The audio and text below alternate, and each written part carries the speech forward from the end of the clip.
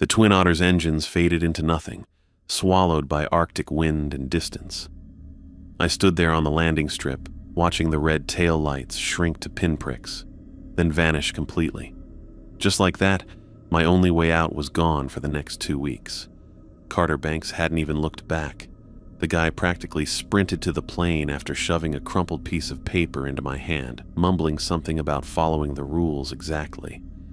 His fingers had been ice cold, trembling. I'd tried to ask him about the station's quirks, normal handover stuff, but he just shook his head and climbed aboard like the place was on fire. Now it was just me, my duffel bag, and Research Station Echo 7 squatting against the darkening sky like some industrial beetle. The structure looked exactly like the photos, prefab modules connected by enclosed walkways, all painted that awful government beige that somehow made it stand out more against the white landscape. Wind turbines spun lazily on the roof. Solar panels caught the last orange streaks of sunlight. The main door opened before I could knock. A woman with auburn hair and bright green eyes stood there, smile wide enough for a toothpaste commercial. "You must be Bodie. I'm Kelly Boyd, station coordinator." Her handshake was firm, warm. "Come on, let's get you inside before you freeze." The entrance led into a mudroom lined with parkas and boots. Kelly helped me hang my coat while keeping up a steady stream of chatter about meal schedules and laundry days. Normal stuff, except her voice had this tight quality, like she was reading from a script she'd memorized. "Everyone's in the common room," she said, leading me down a narrow hallway. The walls were covered in safety posters and old photographs of previous crews. I noticed gaps where pictures had been removed, leaving bright rectangles on the faded paint. The common room was bigger than I'd expected. Couches, a kitchenette, bookshelves crammed with paperbacks and board games. 3 men looked up as we entered. "Team, meet Bodhi Patel, our new systems engineer." Kelly's hand touched my shoulder, steering me forward. "Bodhi, this is Wesley Schmidt, our meteorologist." Wesley was thin, maybe 40, with nervous eyes behind thick glasses. He stood to shake my hand, and I noticed him check his watch twice during the 3 seconds of contact. "Welcome," he said, his German accent slight but noticeable. His palm was damp. "Chase Bravo, geology," Kelly continued, indicating a younger guy built like he could bench press a snowmobile. Chase nodded but didn't get up, didn't offer his hand. His dark eyes focused somewhere past my left ear. "And Theo Estrada, our biologist." Theo did stand, did shake hands, but his grip lingered a beat too long while he studied my face. "Interesting," he said, though I had no idea what he found interesting about me. "How was your flight?" "Long, bumpy." I pulled my hand back. Carter seemed in a hurry to leave. The room went quiet. Wesley's fingers drummed against his thigh.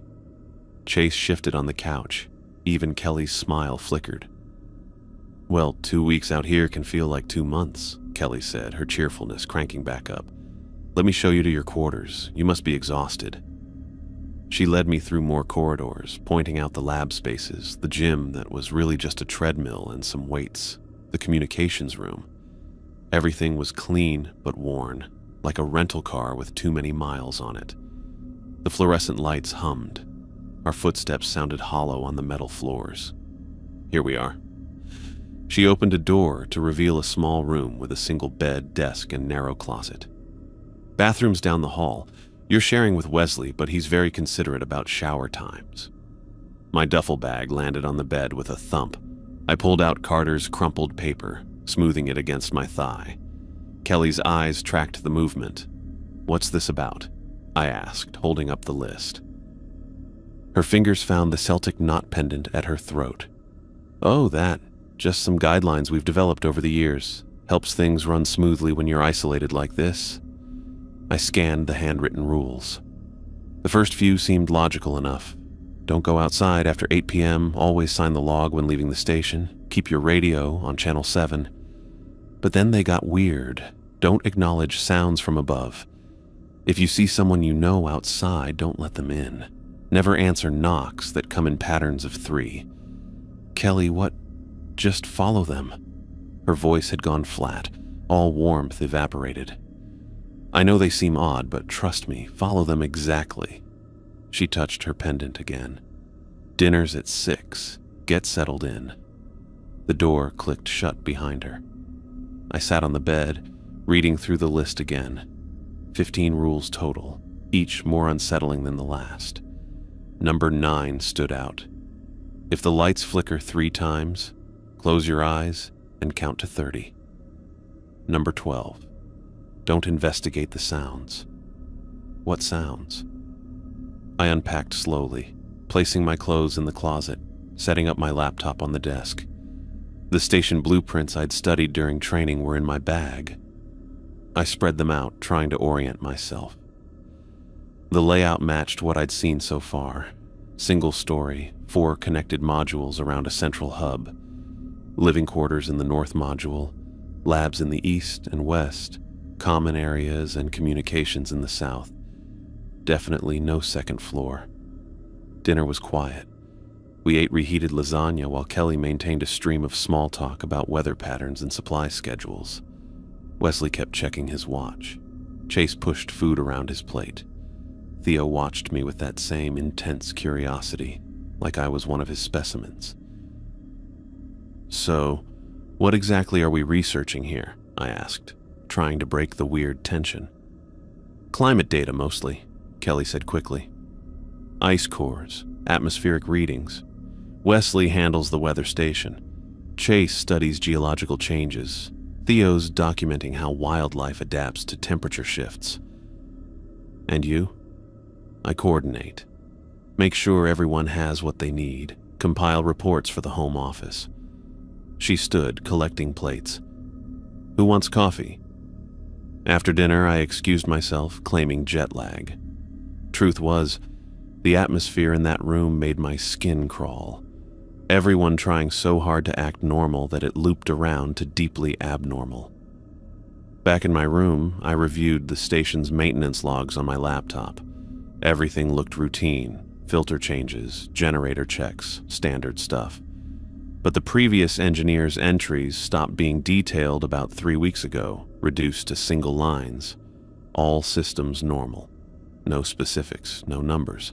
Like Carter had stopped caring or stopped being able to focus. I changed into sweats and a thermal shirt, killed the lights at 9:30. The bed was narrow but comfortable. Wind rattled the walls.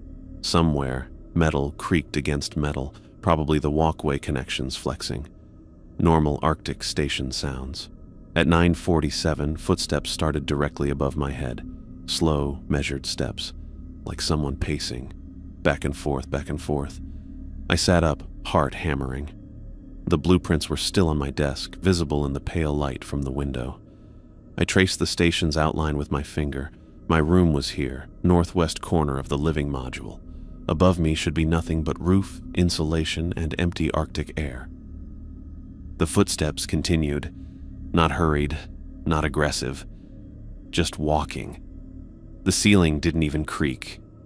The sound seemed to come through it rather than from it, if that made sense. I grabbed my phone, ready to text someone, ask what the hell was happening. But rule number 12 blazed in my mind. Don't investigate the sounds. The pacing went on for 20 minutes. I lay there, rigid, counting each footfall. Finally, at 10:09, they stopped. Not gradually, not like someone walking away. Just stopped, mid-step, like someone had hit pause on a recording. I stayed awake for 2 more hours, waiting for them to start again. They didn't. Eventually, exhaustion won, and I drifted into uneasy sleep. Carter's list crumpled in my fist. In the morning, I'd ask about the footsteps. I'd get answers. But somewhere deep in my gut, I already knew I wouldn't like them. The coffee mug hit the floor and exploded into white ceramic shards. Wesley stared at the spreading brown puddle like it was blood. "You heard them too?" His voice came out strangled, barely above a whisper. I'd brought it up casually, just dropped it into conversation between bites of scrambled eggs. "Hey, weird thing, heard footsteps above my room last night." "What's up with that?" But Wesley's reaction killed any pretense of normal breakfast chat. "The heating ducts," Chase said loudly, too loudly, cutting across whatever Wesley was about to say. "They expand and contract, makes all kinds of weird noises." He shot Wesley a look that could have frozen antifreeze. "Right, Wes?" Wesley nodded rapidly, already on his knees with paper towels. His hands shook as he mopped up coffee. Yes, the ducts. Very noisy." Kelly hadn't moved from the stove, but I caught her watching us in the reflection of the microwave door. Her fingers were white where they gripped the spatula. "Ducts," I repeated. "On the roof." "Exactly."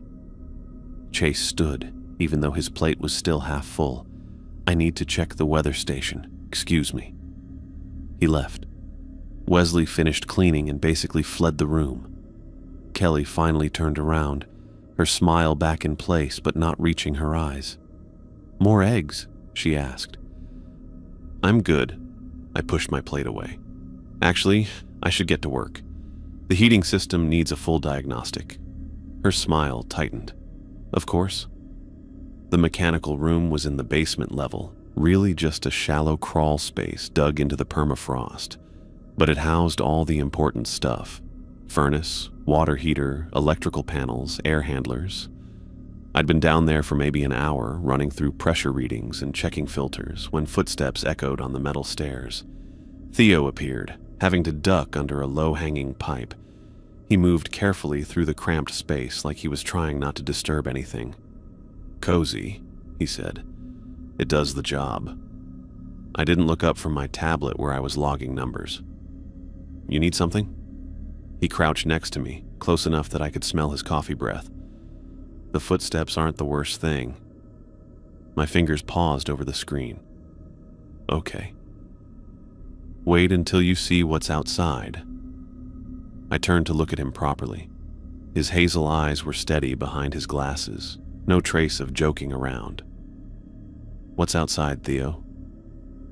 "You'll see. Everyone does eventually, but Bodhi..." He stood, brushing dust off his khakis. "When you do see it, don't react. Don't run. Don't scream. Just observe and remember that it can't come in unless you let it." That's incredibly unhelpful. I know. He headed for the stairs, but saying more would be worse. Trust me on that. The rest of the day passed in a blur of routine maintenance. I checked every system twice, partially because I'm thorough, but mostly because focusing on work kept my mind off whatever the hell was going on here. The station's bones were solid, good engineering, well maintained despite being 20 years old. Everything worked exactly as it should, except for the part where people heard footsteps from a floor that didn't exist. Dinner was tense. We ate in near silence while Kelly tried to fill the void with observations about cloud formations and supply schedules. At 7:45, just as I was helping to clear plates, Chase suddenly stood. "You know what? I'm done with this." He grabbed his parka from the hook. "I'm going up there." Kelly's plate slipped from her hands, clattering in the sink. "Chase, no. They're just trying to scare the new guy." He was already zipping up, pulling on gloves.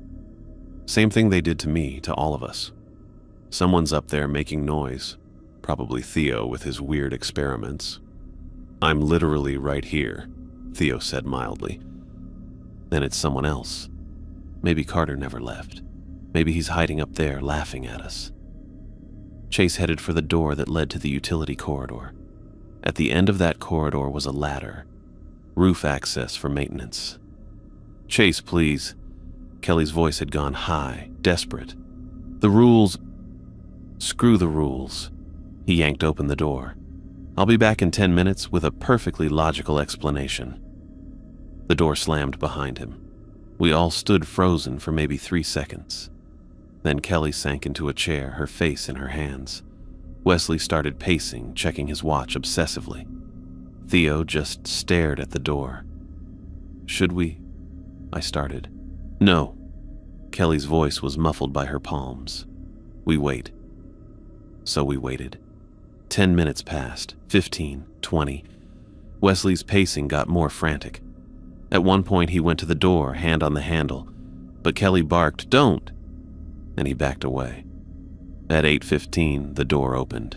Chase stood there, parka still zipped. But something was wrong. His brown skin had gone gray pale, like all the blood had drained out.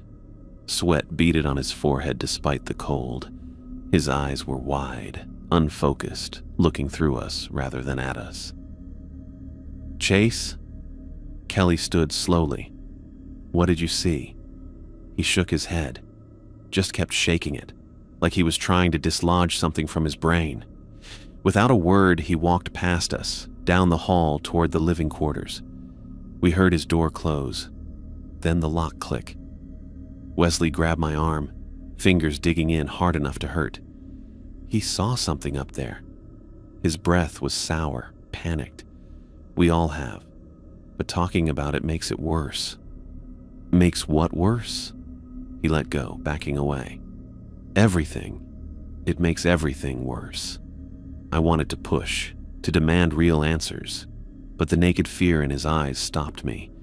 Whatever was happening here, these people were genuinely terrified. This wasn't some elaborate hazing ritual. I went to my room early, around 9. Lay on the narrow bed fully clothed, waiting. The wind had picked up outside, howling around the corners of the station. Metal creaked. The heating system hummed. Normal sounds. Rational sounds. At 11 p.m. exactly, the footsteps started again. Same as last night. Slow, measured, pacing directly above my head. But now there was something else. A dragging sound between the steps, like someone pulling something heavy across the floor. Step, drag, step, drag. I pressed my palms against my eyes, trying to think logically. The roof was metal and insulation over a steel frame. Even if someone was up there, the wind chill was -40. They'd freeze in minutes. And the access ladder was in the utility corridor. I would have heard anyone going up. Step, drag, step, drag. The sound was getting louder, not closer, just more insistent, like whatever was up there wanted to make absolutely sure I heard it. My phone buzzed. A text from Theo. "Don't look outside." I hadn't even realized I'd been moving toward the window. My hand was inches from the blinds. I pulled back, returned to the bed. Step, drag, step, drag. Another text, this one from Kelly. "Emergency meeting tomorrow morning, 6 a.m. common room." Great. Something to look forward to.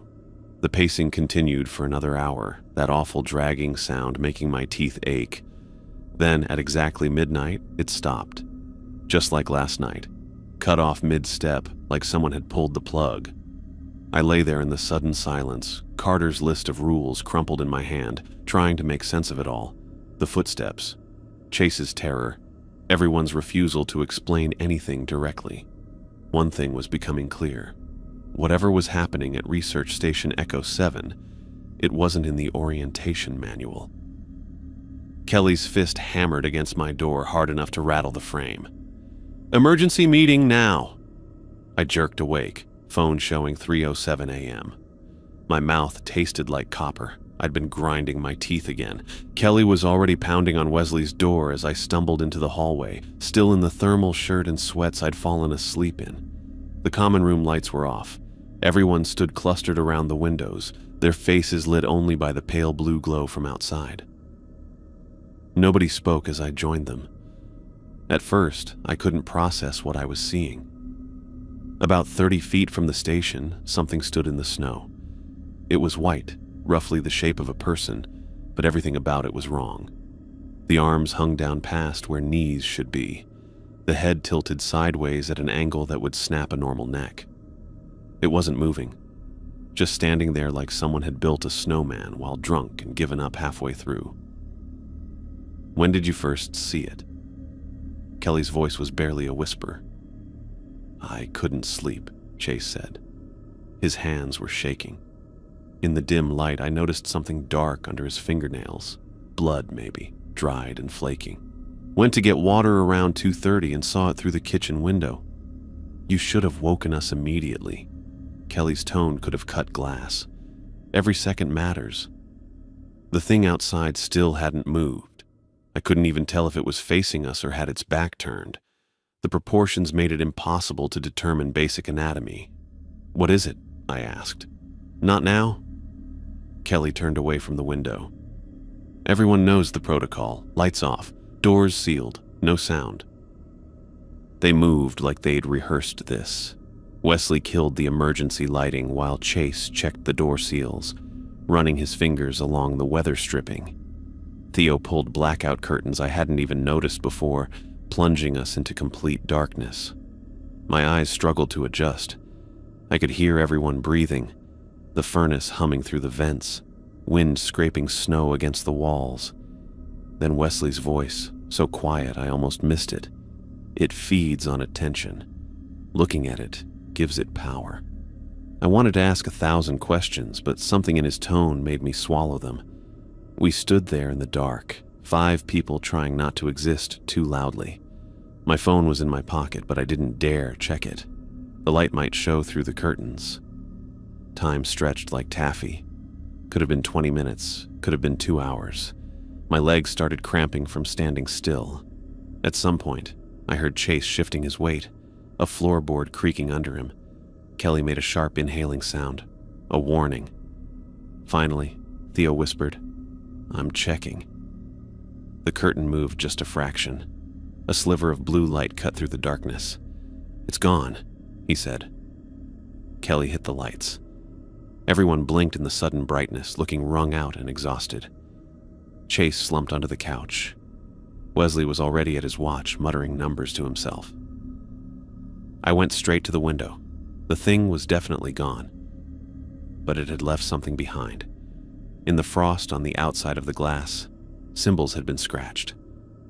They looked almost like letters, but wrong, like someone writing in a language that used familiar shapes for completely different sounds. Kelly appeared beside me with a dish towel, already reaching to wipe the glass. "Wait," I said, pulling out my phone. The camera clicked twice before she could stop me. "Delete those." Her green eyes were hard as emeralds. "Now? Why? What are they?" She pressed the towel against the glass, erasing the symbols with quick, violent swipes. Nothing. Frost patterns, random scratches. Random scratches that you're in a real hurry to eliminate? "Drop it, Bodhi." Chase hadn't moved from the couch, but his voice carried a warning. "Just drop it." I looked around the room. Wesley was pouring himself coffee with shaking hands. Theo had his notebook out, sketching something. Kelly kept scrubbing the window even though the symbols were long gone. "Fine," I said. "I'm going back to bed." Nobody tried to stop me. Back in my room, I sat at my desk with my laptop, but I didn't open it right away. Instead, I looked at the photos on my phone.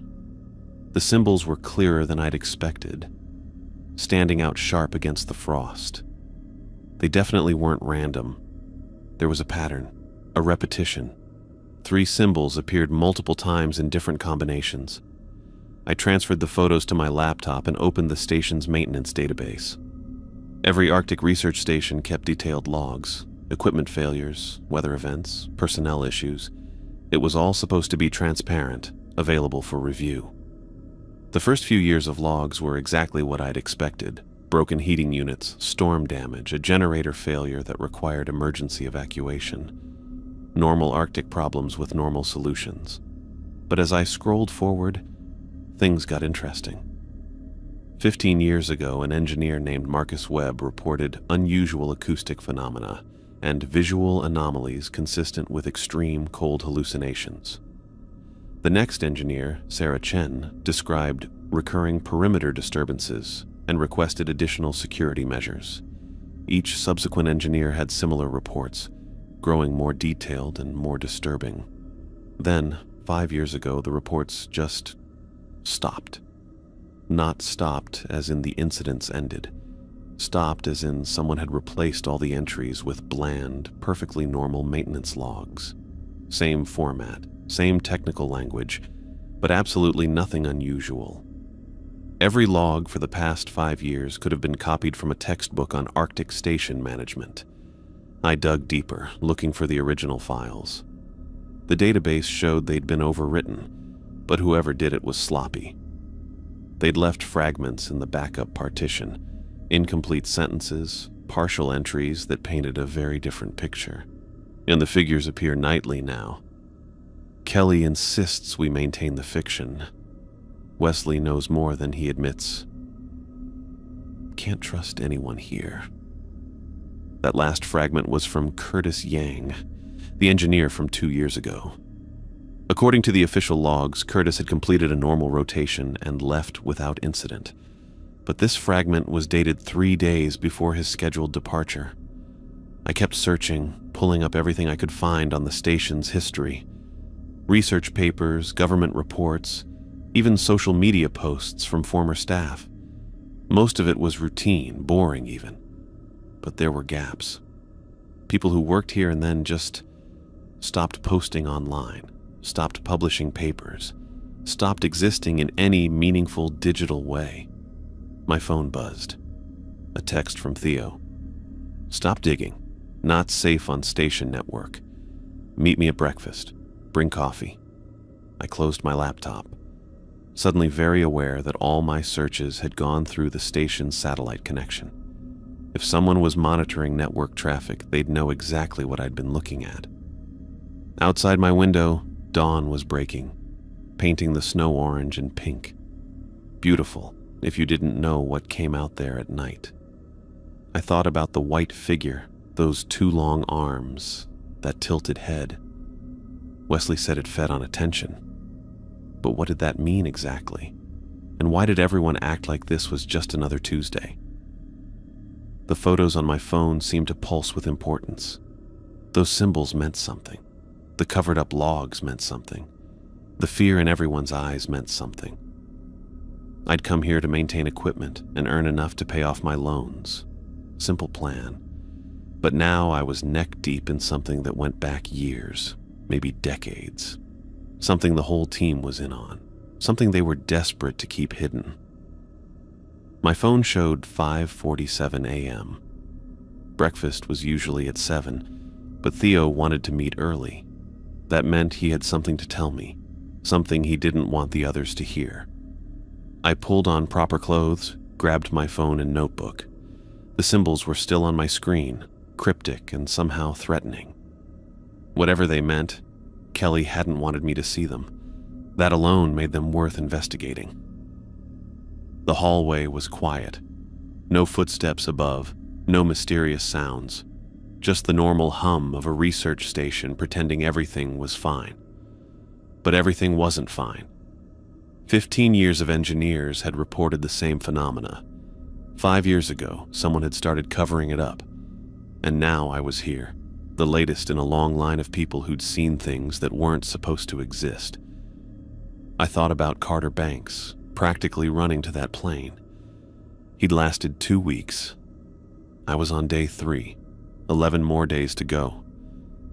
The radio crackled to life while I was elbow-deep in wiring, trying to trace a short in the communications array. At first I thought it was just static, the kind you get when solar activity messes with the satellites. Then the singing started. A woman's voice, soft and clear like she was standing right behind me. The melody was old, something between a lullaby and a hymn, but the words made my skin crawl. There's a man in the cold, in the cold, in the cold, standing right outside your door. I spun around, nobody there. Just me in the cramped communications room with its walls of equipment and blinking lights. The singing continued, getting louder. He's been waiting so long, oh so long, oh so long. Won't you let him in for sure? My hands fumbled with the radio controls. Channel dial, volume, power switch. Nothing worked.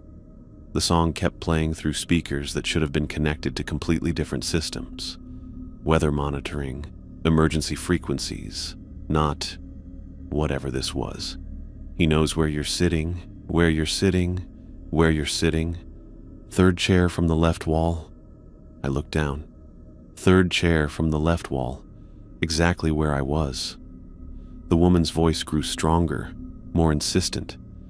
The melody shifted into something darker, notes that didn't belong in any scale I knew. He can see through the window, through the window, through the window. See your frightened little face. I grabbed the channel selector and yanked, spinning through every frequency we had. The singing didn't skip, didn't static, didn't change. It was like it wasn't coming through the radio at all, just using it as a mouth. Open up the door now, door now, door now. Let him in from the cold. The wrench was in my hand before I made the conscious decision. Heavy steel, the kind that could crack a skull, or in this case, destroy about $30,000 of government equipment. I brought it down hard on the main receiver. Plastic shattered, circuits sparked. The singing warbled and died mid-word. The door slammed open. Wesley stood there, eyes wide behind his thick glasses, taking in the destroyed radio. Theo pushed past him, saw the wrench still in my hand, the smoking remains of our primary communications system.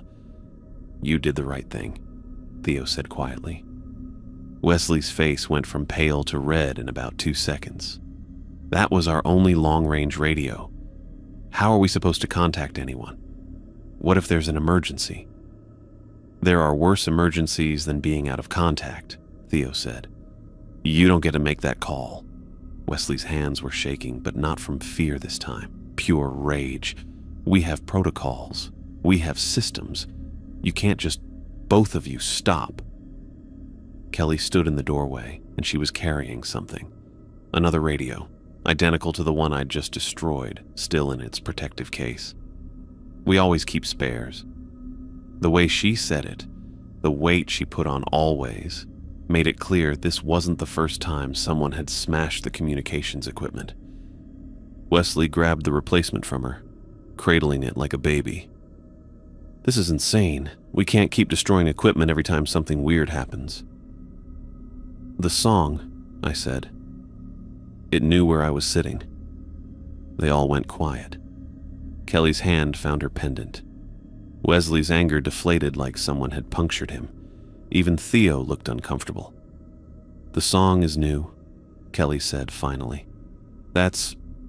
We haven't had that before." "Great. So, it's evolving." I set down the wrench, noticed my hands were trembling. "Getting creative." "We should install the replacement," Wesley said, but his voice had lost its edge. "Can't be completely cut off."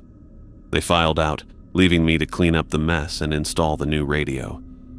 But as I pulled the destroyed unit from its housing, I noticed something.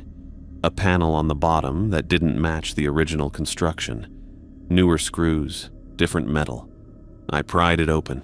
Inside was a hidden compartment, maybe 4 inches square, packed with micro-cassette tapes, the kind nobody had used in 20 years. Each one labeled with a date and a name. Sarah Chen, day 5, Marcus Webb, day 9, Curtis Yang, day 12. All previous engineers. I pocketed Curtis's tape. The others would notice if I took them all, but one might slip by. My hands moved on autopilot, installing the replacement radio, testing the connections, making sure everything worked.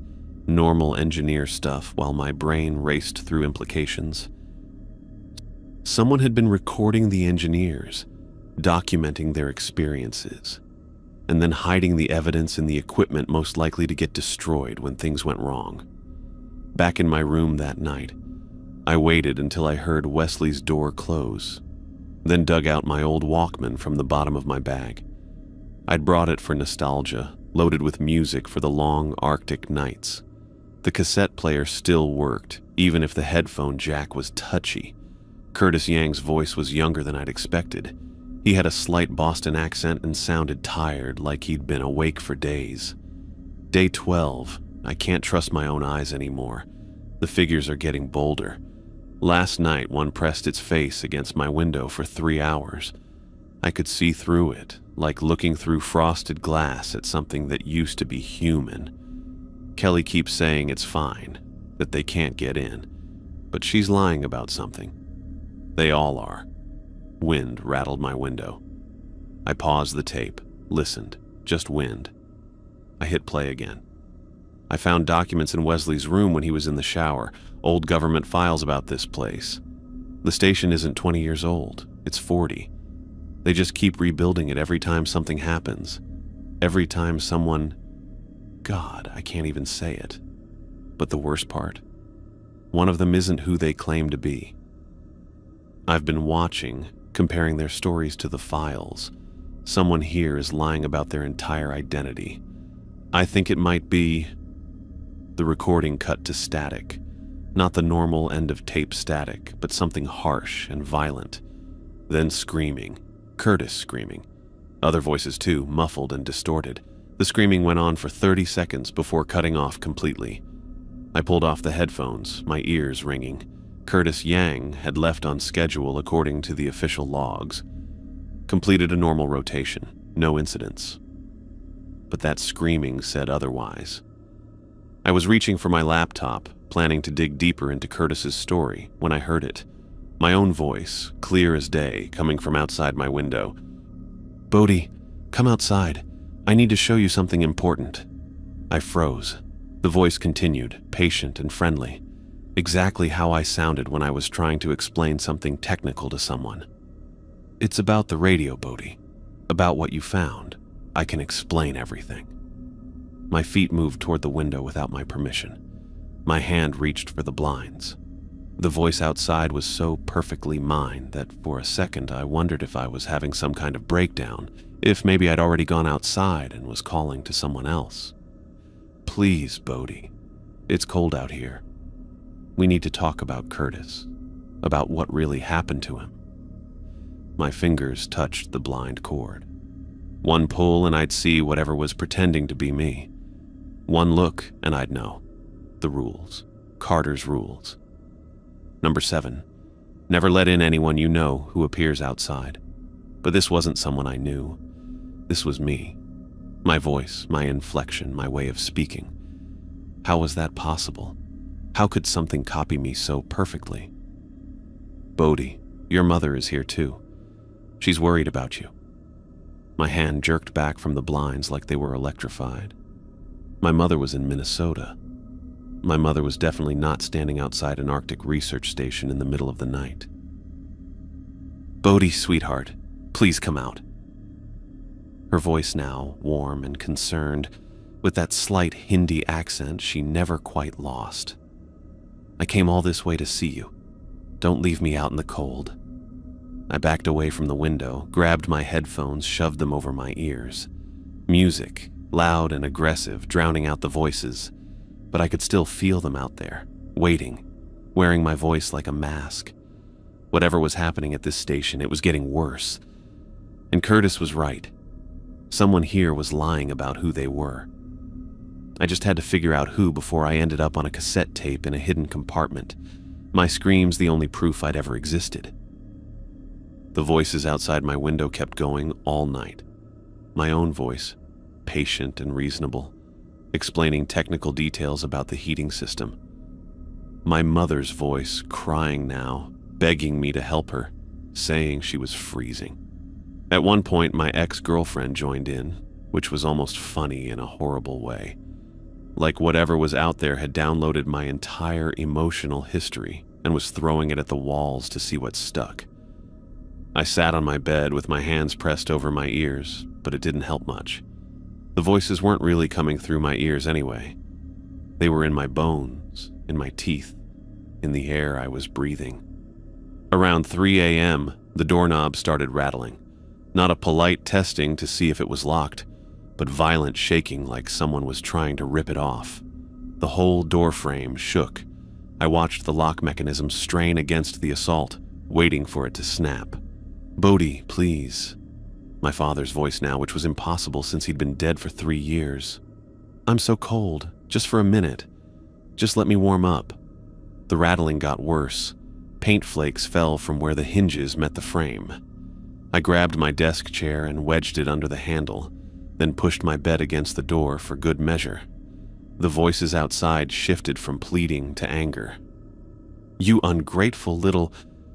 My mother's voice, but wrong, like someone had learned the words but not the emotion behind them. "After everything I've done for you..." Then screaming. Not human screaming, something that just used human vocal cords as a starting point before twisting into frequencies that made my molars ache. The sound went on for 20 minutes straight. No breaks for breath, no variation, just pure sonic assault. When dawn finally broke, the screaming cut off mid-note. Silence rushed in like water filling a vacuum. I stayed barricaded in my room another hour, waiting to make sure it was really over. At breakfast, everyone looked like they'd been through their own version of hell. Wesley had scratches on his neck. Kelly's hands shook as she poured coffee. Chase stared at his eggs like they might start talking. I set my Walkman on the table, Curtis Yang's tape already loaded inside. "One of you isn't who you say you are." The words landed like a grenade. Wesley's coffee mug stopped halfway to his mouth. Kelly's spatula clattered against the pan. Chase actually looked up from his eggs. "What are you talking about?" Kelly's voice was steady, but her knuckles were white around her coffee mug. I hit play. Curtis's tired voice filled the kitchen, talking about the documents he'd found, the lies, someone's false identity. When it got to the screaming part, I let it run. All 30 seconds of Curtis Yang's final moments. Wesley lunged for the player, but Chase was closer, grabbing it first. They struggled for a second before Kelly brought her hand down hard on the device, smashing it into plastic fragments. The tape ejected on impact, skittering across the floor. "Enough!" She was breathing hard, face flushed. This is exactly what it wants. Us turning on each other, suspecting each other, tearing ourselves apart from the inside. It? I looked around the room. We're calling them it now? These things that wear our voices, that know where we're sitting, that used to be engineers like Curtis? Nobody answered, but I caught something, just a flicker. Theo and Chase looked at each other, not a casual glance, but the kind of look that carries whole conversations. "I need to check the weather instruments," Wesley announced, suddenly, practically running from the room. "Coward," Chase muttered, then seemed surprised he'd said it out loud. Kelly started cleaning up the smashed cassette player, sweeping the pieces into her hand with mechanical precision. We're all on edge. The isolation, the phenomena, it gets to everyone differently. "The phenomena," I repeated. "Is that what we're calling 40 years of engineers disappearing?" She froze. 20 years. The station is 20 years old. Curtis found documents that say otherwise. Curtis was paranoid and sleep-deprived by the end. She dumped the plastic pieces in the trash. "Just like you're becoming." Theo stood up. "I should get back to my research." I followed him. Not subtle about it either, just walked right behind him through the corridors to his lab. He didn't try to stop me, didn't speed up or slow down. Like he'd been expecting this. His lab was supposed to be for studying Arctic wildlife. That's what the nameplate said, what the equipment suggested at first glance. Microscopes, sample containers, reference books about polar ecosystems. But Theo walked past all of that to a locked cabinet in the back corner. "You might as well see," he said, pulling out a key. "You're not going to stop digging anyway." Inside the cabinet were hundreds of photographs pinned to corkboards. The white figures captured from every angle, in various stages of transformation. Some looked almost human still, just pale and stretched. Others were so distorted I couldn't tell what they'd started as. "Jesus," I breathed. "Keep looking." Behind the photos were cassette tapes, dozens of them, each labeled with names and dates going back 15 years. Not just engineers, cooks, researchers, maintenance staff. Below those, notebooks filled with observations, theories, diagrams of the station marked with X's where people had vanished. But the thing that stopped me cold was at the bottom of the cabinet. A device about the size of a car battery, covered in wires and circuits I didn't recognize. It looked homemade, but sophisticated, like something Tesla might have built if he'd had access to modern components. "It's a receiver," Theo said, "or it will be when it's finished." A receiver for what? For them.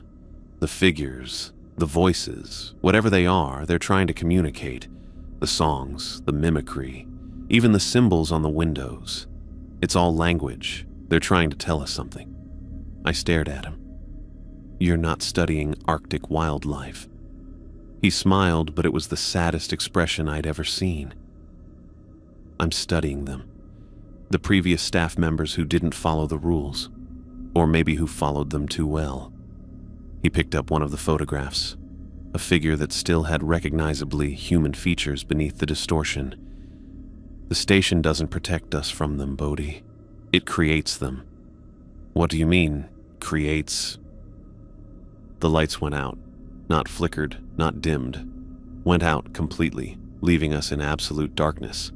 The emergency lighting should have kicked in immediately, but nothing happened. Even the LED indicators on the equipment went dark. In that perfect blackness, a voice whispered from somewhere much too close. He knows too much now. It sounded like Wesley, but Wesley had left to check the weather instruments, which meant either he'd followed us somehow or... The emergency lights kicked in with a dull red glow that made everyone look like they were already covered in blood. Wesley stood in the doorway and he was holding a gun.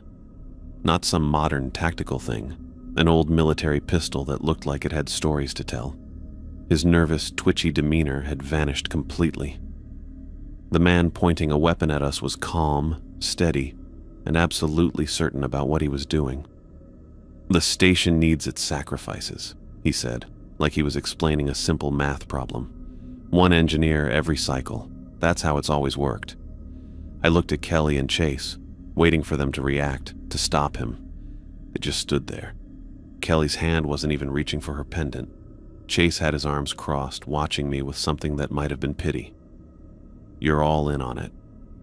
The words came out flat, not a question. We're not scientists, Kelly said, and her warm maternal voice had gone cold and professional.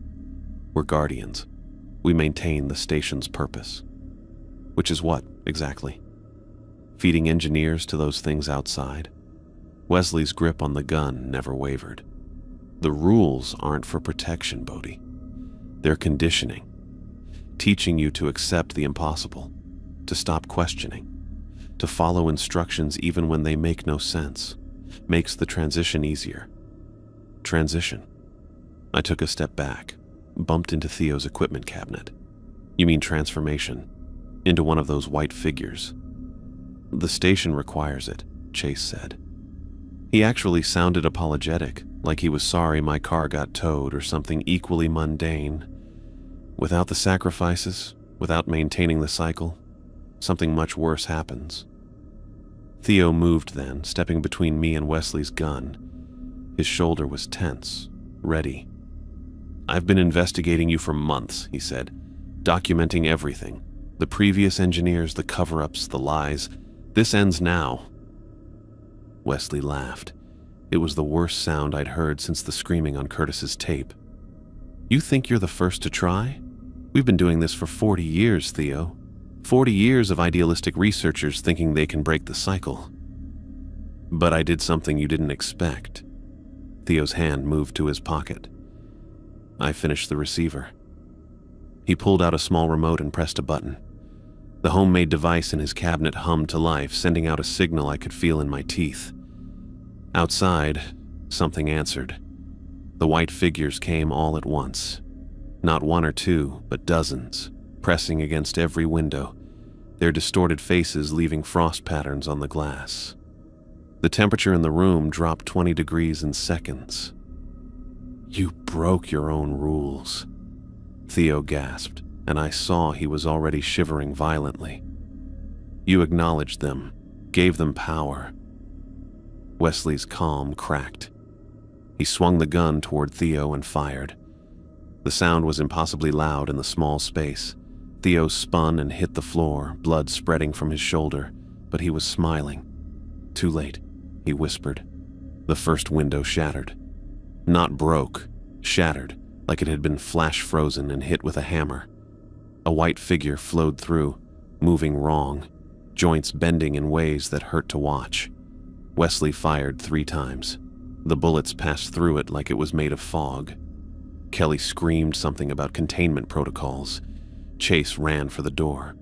More windows were breaking, the sound like a glacier cracking. The emergency lights flickered, and in the strobe effect, I saw them clearly.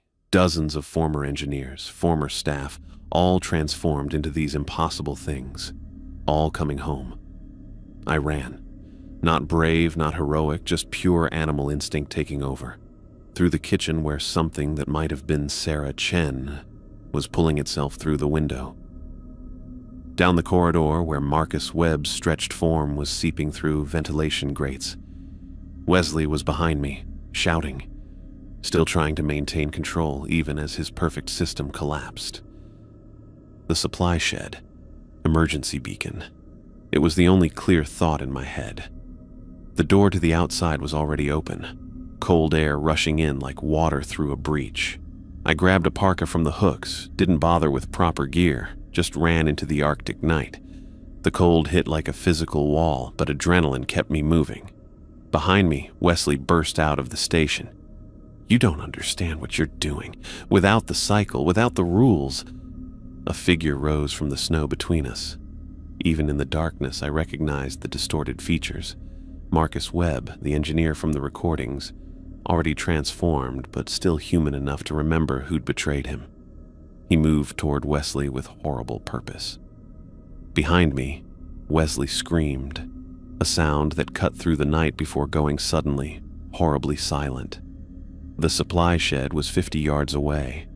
My hands were already numb, my face burning from the cold. I could hear chaos from the station, gunshots, screaming, glass breaking. The emergency beacon was exactly where the manual said it would be, a bright orange case marked with warnings in 3 languages. I activated it, watched the light start blinking, knew it was sending a distress signal to every military and research facility in range. The snowmobile keys were hanging on a hook like they were waiting for me. The engine started on the 3rd try. Wesley must have prepped it for the next supply run, not knowing he'd never make it. I didn't look back, just pointed it away from the station and opened the throttle. I drove for 3 hours before collapsing from hypothermia. The helicopter found me 2 days later, half dead in the snow. Military, not civilian. They'd been monitoring the station's emergency frequencies as part of some classified protocol. They wrapped me in thermal blankets, gave me hot coffee, asked me what happened. I told them there was a fire, equipment malfunction. Everyone else was dead. They'd find bodies after all. Wesley, Kelly, Chase. The white figures wouldn't leave anything recognizable, but there would be remains. Through the helicopter window, I watched Research Station Echo 7 burning in the distance. The white figures must have knocked over something flammable. Or maybe Theo's receiver overloaded. Orange flames against the endless white, smoke rising into the polar night. Hell of a thing, the medic said, checking me for frostbite. Lucky you got out. Yeah, I said. Lucky. But I knew better. The station would be rebuilt. It always was. New guardians would be recruited, told they were protecting the world from something worse. New engineers would arrive, be given rules that made no sense, be slowly conditioned to accept their fate. The cycle would continue because that's what cycles do. I closed my eyes and tried not to think about Theo, bleeding in his lab, surrounded by 40 years of evidence that hadn't saved anyone. Tried not to think about Carter, transformed after just 2 weeks, seeking revenge that wouldn't bring him back. Tried not to think about my own voice, still out there somewhere in the Arctic, calling to whoever would listen. The helicopter flew south, carrying me away from the station, but not from what I'd learned there. Some things you can't escape from. They follow you, wearing familiar voices, waiting for you to break your own rules. The medic was talking about trauma counseling, about support services, about how I'd get through this.